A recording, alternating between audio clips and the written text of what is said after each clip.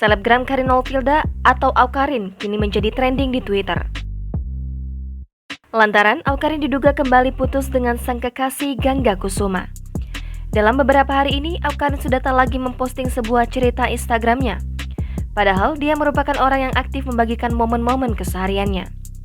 Belum lama ini, Awkarin telah dilamar oleh pelantun Blue Jeans itu, tepatnya sejak 29 November 2021 tahun lalu. Keduanya memang sempat berpisah, tapi banyak dari penggemar yang ikut bahagia karena akhirnya Gangga ingin serius dengan Awkarin.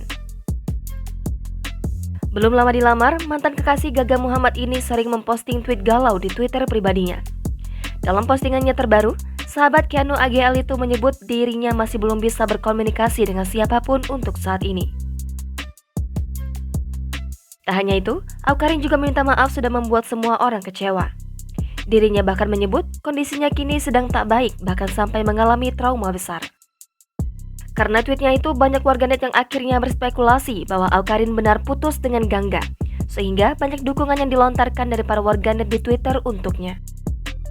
Diketahui sebelumnya, selebgram Awkarin sedang berbahagia sudah dilamar kekasihnya Gangga Kusuma, tepat di hari ulang tahun Awkarin ke-24.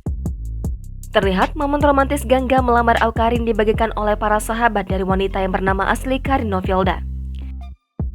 Dalam video tersebut, terlihat pelantun lagu Blue Jeans tersebut menyanyikan lagu kisah romantis dari Glenn Fredly dan langsung melamar Karin dengan berlutut. Tepat di bagian part lagu Aku Mohon Kau Menikah Denganku. Ya, hiduplah denganku, berbagi kisah hidup berdua.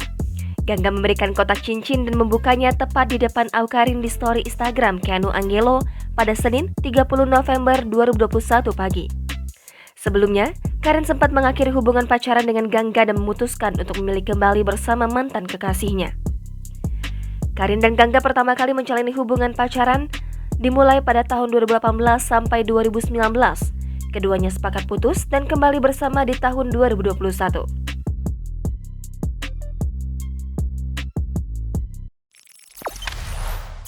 Jangan lupa subscribe, share, komen, dan like ya.